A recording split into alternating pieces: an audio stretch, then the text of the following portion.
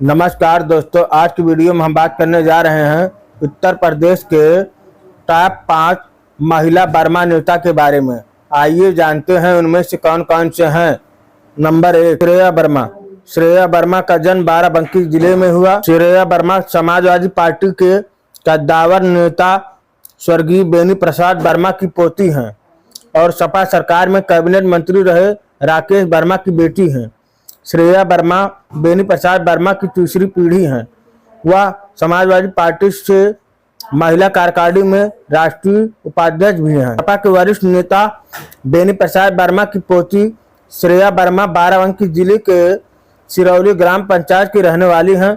श्रेया ने अपनी स्कूली शिक्षा उत्तराखंड के बलहम गर्ल्स स्कूल से की और दिल्ली के रामजस कॉलेज से इकोनॉमिक्स ऑनर्स की पढ़ाई की। वह शिक्षा क्षेत्र में विभिन्न गैर सरकारी संगठनों से जुड़ी रही। उनकी मां सुधा रानी वर्मा हैं, जो बाराबंकी में एक डिग्री कॉलेज चलाती हैं। श्रेया छात्र राजनीति में सक्रिय रूप से शामिल रही हैं, लेकिन उन्होंने पहले कभी कोई चुनाव नहीं लड़ा था। श्रेया के पति का नाम अश्वनी नाहर है। 2024 के लोकसभा चुनाव में सपा ने उन्हें गोंडा से मैदान में उतारा, जहां उन्हें कीर्तिवर्धन सिंह से हार का सामना करना पड़ा। दोस्तों, इस वीडियो में आगे बढ़ने से पहले वीडियो को लाइक, चैनल को सब्सक्राइब कर लें। नंबर 2, केसरी देवी पटेल। केसरी देवी पटेल इलाहाबाद के शंकरगढ़ के रहने वाली हैं। शंकरगढ़ के जमींदार परिवार से हैं। पटेल बिरादरी में पूरे जिले में मजबूत पकड़ रखने वाले परिवार माना जाता है। केसरी देवी पटेल 2004 में पूर्व में जिला पंचायत अध्यक्ष रही हैं। वे भारतीय जनता पार्टी की सदस्यता छोड़कर बसपा में चली गई थी 2004 में और 2017 तक पूरा कुनबा बसपा में रहा। फिर मोदी लहर में विधानसभा चुनाव में भाजपा में वापसी की। केसरी देवी पटेल ने बहुजन समाज पार्टी ने फूलपुर से अतीत के खिलाफ चुनाव मैदान में उतारा था। इस चुनाव में केसरी देवी ने 2,35,000 वोट पाकर दूसरे स्थान पर रही थी।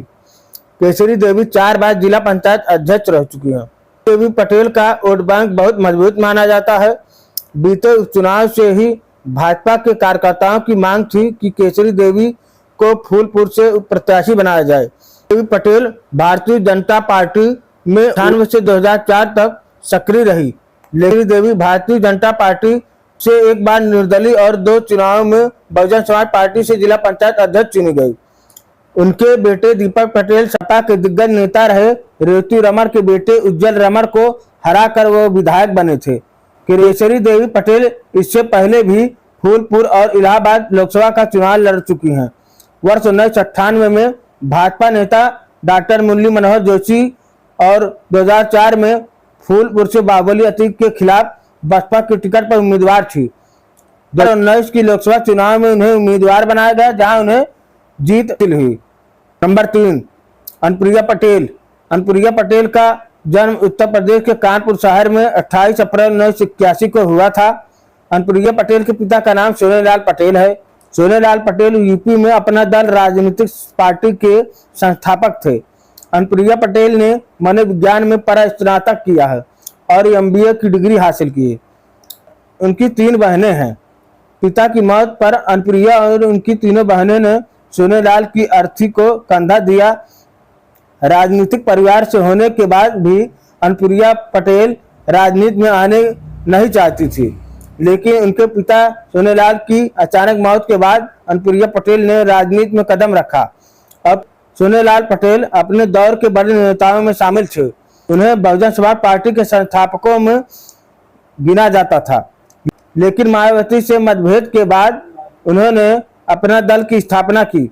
जब 28 साल की अनुप्रिया ने राजनीति में कदम रखा तो उन्हें पिता की पार्टी में राष्ट्रीय महासचिव बनाया गया। इन दिनों अनुप्रिया की मां कृष्णा पटेल पार्टी की कमान संभाल रही थी, लेकिन आगे चलकर परिवार में तनाव हो गया और पार्टी 2 भागों में बंट गई। अनुप्रिया ने अपना दल एस बना लिया। अनुप्रिया पटेल ने साल 2012 में हुए विधानसभा चुनाव में वाराणसी से करीबी रोहनिया विधानसभा सीट से जीत दर्ज की। वहीं साल 2014 में उनकी पार्टी ने भाजपा से गठबंधन कर लिया। अनुप्रिया पटेल मिर्जापुर से सांसद बनी। जब वह सांसद बनी तो रोहनिया सीट खाली हो गई। बाद में उनकी मां रोहनिया से चुनाव लड़ा। प्रिया चाहती थी कि उनके पति इस सीट पर चुनाव के मैदान में खड़े हों। कृष्णा चुनाव लड़ी। अब कृष्णा की हार के बाद पारिवारिक विवाद बढ़ गया और इस कारण उन्हें पार्टी से बाहर का रास्ता दिखा दिया गया। तब तक अनुप्रिया कैबिनेट मंत्री बन चुकी थी, उनकी अपनी पहचान बन चुकी थी। उन्होंने साल 2016 में खुद की पार्टी अपना दल एस बना ली। साल 2018 में वह इस पार्टी की अध्यक्ष बनी।